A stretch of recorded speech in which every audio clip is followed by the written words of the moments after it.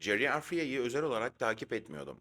Musa Fal'ın videosu için görüntü toplarken her geçişte savunmanın arkasında beliren aynı oyuncu gözüme takıldı. Bir süre sonra Fal'ı değil Afriya'nın ne zaman koşuya çıktığını izlemeye başladım. Çizgide başlıyor, birkaç saniye sonra stoperlerin arasında bitiyor. Rakibini ilk adımda geçebiliyor. Topu uzun mesafeler taşıyor. Ve ceza sahasına ulaştığında yanındaki oyuncuyu da görüyor. Henüz 19 yaşında. Gana'nın 3. seviyesinden çıkıp aylar içinde A milli takım formasıyla ilk maçında gol attı. Geçen sezon ise 7.65 gol beklentisinden 5 gol çıkardı. Peki bu fark eksik bir bitiriciyi mi gösteriyor? Yoksa kısa süre içinde transfer yarışına dönüşebilecek çok daha büyük bir potansiyeli mi? Ben ikinci ihtimale çok daha yakınım. Afriye'nin oyununu çözmek için çoğu koşusunda birkaç saniye geriye gitmek gerekiyor. Çoğu pozisyonda top daha takım arkadaşlarına geçmeden son savunmacının omzuna yerleşmiş durumda. Pası atacak oyuncu başını kaldırdığında çizgide kalmaz. İlk boşlukta iç koridora yönelmiş olur. 2-0 geride oldukları Kulüp Brüj deplasmanında bu hareket savunmacıyı geri koşmaya zorladı ve pozisyon kırmızı kartla bitti. La Louvière o maçı 3-2 kazandı. Aynı refleks diğer kesitlerde de var. Rakip topu rahatça kontrol edeceğini sanıyor, Afriye araya girip topu kazanıyor. Bir sonrakinde yeniden savunma arkasında. Sonuç değişse de rakibin tepkisi aynı. Top kaybedildiği anda savunmacılar kendi kalesine dönüyor. Afriye daha topa dokunmadan hücumun şeklini değiştiren bir tehdit. Leuven deplasmanında attığı 2 gol Afriye'nin ceza sahasına 2 farklı yoldan ulaşabildiğini gösteriyor. Bu golde top merkezdeki oyuncunun önüne düşerken Afriye orta saha çizgisinde ve son savunmacıyla hemen hemen aynı hizada. Pas henüz çıkmadı fakat vücudunu çoktan rakip kaleye dönmüş durumda. Savunmacı geriye hareket etmeye hazırlanırken Afriye ilk adımını atmış bile. Pasın çıktığı anda çizgiyi bozmuyor. Son savunmacıyla aynı hizada kalıyor. Ve devamında süratiyle aradaki mesafeyi açıyor. Topla ceza sahası girişinde buluştuğunda da fazladan bir dokunuş aramadı. Sağ ayağıyla uzak köşeye gönderdiği yerden vuruşla pozisyonu tamamladı. İkinci golün başlangıcı biraz farklı. Afriye'ye gönderilen ilk pas kesiliyor ve hücum ters tarafa dönüyor. Tam bu anda onun hareketine dikkat edin. Pozisyonun bittiğini düşünüp ceza sahası yayında kalmıyor. Yeni atağın yönünü takip ediyor ve arka direğe doğru yeniden konumlanıyor. Kaleci ile savunmacı ön bölgeye hareket ettiğinde ceza sahasının uzak tarafı Afriye'ye kalmış durumda. İlk golde savunma çizgisinin arkasını buldu. İkincisinde savunmanın görüş alanından çıktı. La Louvière teknik direktörü maçın ardından bu iki aksiyonun hafta boyunca çalışıldığını ve Leuven savunmasının yavaşlığını kullanmayı hedeflediklerini anlattı. Bu 2 gol La Louvière için sezonun ilk deplasman galibiyetini getirdi. Afriye ise aynı maçın içinde 2 ayrı forvet koşusuyla sonucu değiştirdi. Top önüne düştüğünde Afriye için koşunun ikinci kısmı başlıyor. İlk temasta topu sakinleştirebiliyor. Savunmacıyı sırtında taşısa bile yönünü kaleye çevirmekten çekinmiyor. Hatta topu kafasında sektirerek ilerlediği bile oluyor. Bazen de rakibin önüne vücudunu koyup uzun mesafeyi tek başına kat edebiliyor. Bu taşımalarda top ayağından fazla açılmıyor. Hız arttıkça kontrolü kaybolmuyor. Ceza sahasına yaklaşırken başı hala yukarıda. Şut koridoru oluşsa bile yanındaki koşuyu kontrol edebiliyor. Musa Fal'ı kaleciyle karşı karşıya bıraktığı pozisyonlar, dar açıdan geriye çıkardığı toplar ve ters kanada çevirdiği paslar aynı alışkanlığın farklı sonuçları. Pasın savunmacının bacak arasından biraz da şansla geçtiği anlar da var. Topu daha erken bırakabileceği pozisyonlarda. Buna rağmen uzun taşımanın sonunda hücumu kendi üzerine kitlemiyor. Geçişin başlangıcıyla sonu arasında hem topu hem seçenekleri koruyabiliyor. Sırtı dönük aldığı bu kesitte tek dönüşle iki rakibin arasına giriyor. Sağ stoper üzerine çıktığı anda boşalan alanı fark edip Fal'ın önüne bırakıyor. Sayı olarak asistleri birde kalmış olsa da sezon boyunca hazırladığı 5 büyük fırsat, son pas katkısının bu sayıdan daha geniş olduğunu anlatıyor. Bu pozisyon Afriye'nin geçiş oyununu tek bir aksiyon içinde özetliyor. Top kazanıldığında rakip takımın neredeyse tamamı hücumda. Afriye savunmacı kayarak topu uzaklaştırmaya hazırlanırken ayağını önce araya sokuyor. Teması atlattığı anda önünde geniş bir koridor var. Afriye sezon içinde 34.8 kilometrelik maksimum hıza ulaştı. Fakat pozisyonun değerli kısmı sprintle bitmiyor. Bu aksiyonda önemli olan sprint boyunca topun kontrolden çıkmaması. Kendi yarı sahasından ceza sahası önüne kadar taşıyor ve başını yeniden kaldırıyor. Şut açısı oluşmasına rağmen pası seçiyor. Yaklaşık 50 metrelik koşunun ardından hala çevresini okuyabilmesi önemli. Hız yükseldi, top kontrol altında kaldı ve hücum doğru oyuncuyla tamamlandı. Afriye'nin açık alandaki sürati profilin en kolay fark edilen parçası.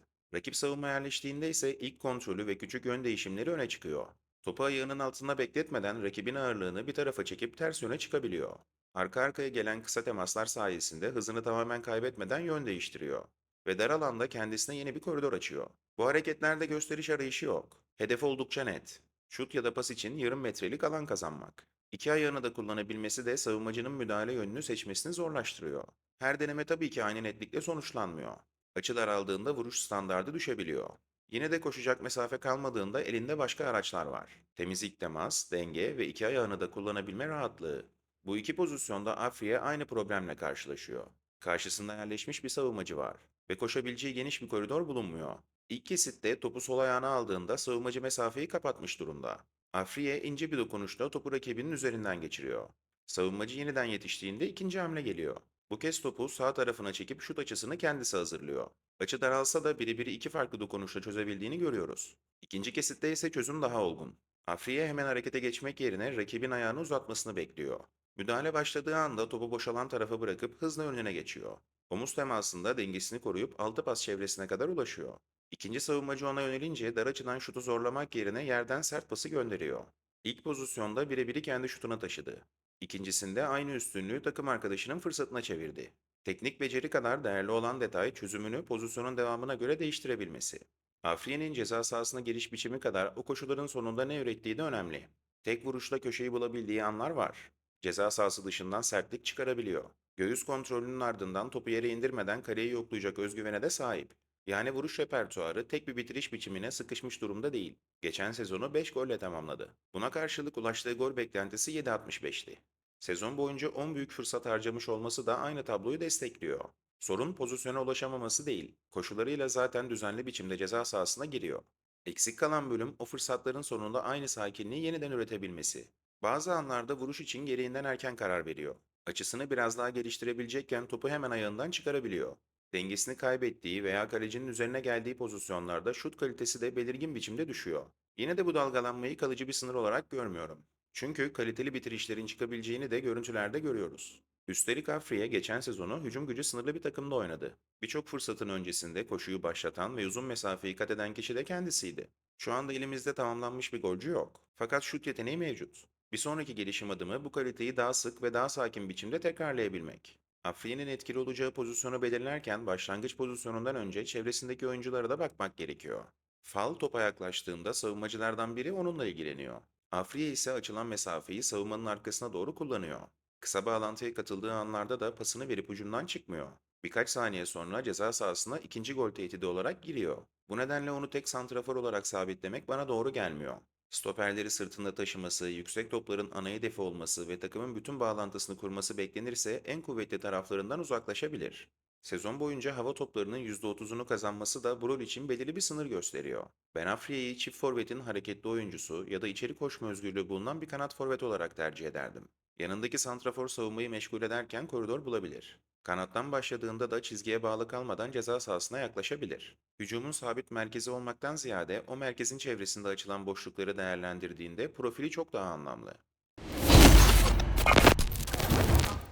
Afriye'nin kariyer yolu da sahadaki oyunu kadar hızlı ilerledi. Mart 2024'te Afrika oyunlarının finalinin 90. dakikasında Gana'ya altın madalyayı getiren golü attı. 7 ay sonra Batı Afrika Futbol Birliği B bölgesi 20 yaş altı şampiyonasını 5 maçta 5 golle tamamladı. Turnuvanın gol kralı oldu ve en iyi oyuncusu seçildi. Birkaç hafta sonra Gana A milli takımına çağrıldı ve Nijer karşısında ilk maçında ağları buldu. İspanya'nın 3. seviyesindeki kısa kiralık döneminin ardından Belçika'nın en üst ligine kiralandı.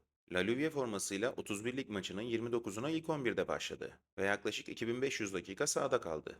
Üstelik bunu ligin alt tarafında mücadele eden, hücumlarını sık sık uzun koşular ve geçişler üzerinden kuran bir takımda yaptı. 2006 doğumlu Afriye bugün 19 yaşında. Güncel piyasa değeri 1,2 milyon euro. Sözleşmesi 30 Haziran 2008'e kadar devam ediyor. Bu yaşta savunma arkasını erken okuyabilen, topu koşu hızında kontrol eden ve uzun taşımanın sonunda yanındaki oyuncuyu görebilen hücumcular kolay bulunmuyor. Bitiriş standardıysa hala dalgalı. O taraf geliştiğinde bugün 5 golle gördüğümüz profil çok daha pahalı bir oyuncuya dönüşebilir.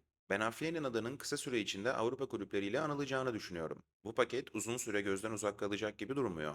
Ben Afriye'nin en iyi halini içeri koşma özgürlüğü bulunan bir kanat forvet ya da çift forvetin hareketli parçası olarak görüyorum. Bitirişlerinde daha istikrarlı bir seviyeye ulaşırsa koşu zekası, çabukluğu, top hakimiyeti ve paylaşım isteği onu çok daha yukarı taşıyabilir. Siz Afriye hakkında ne düşünüyorsunuz? Yorumlarda görüşlerinizi yazmayı unutmayın. Videoyu beğendiyseniz beğeni bırakabilir, yeni oyuncu analizlerini kaçırmamak için kanala abone olabilir ve hype desteği verebilirsiniz. Scouting 35'e daha fazla destek vermek isteyenler de katıl bölümünden Scouting 35 destekçisi veya analiz ekibi üyesi olabilir. Bitiş ekranına Afriye ile geçen sezon La Livia hücumunda birlikte oynayan, aynı zamanda Trabzonspor, Samsunspor ilgisi konuşulan Musa Fal'ın analizini, Yonggeng'de başarılı bir sezon geçiren 17 yaşındaki Vanamaker analizini ve analizini yaptığımız transfer yapan oyuncuları konuştuğumuz yeni formatımız Scouting 35 arşivinden serisinin ilk bölümünü bırakıyorum. Buraya kadar vaktini ayırıp izleyen, dinleyen herkese çok teşekkür ederim. Bir sonraki videoya kadar kendinize çok iyi bakın, hoşça kalın.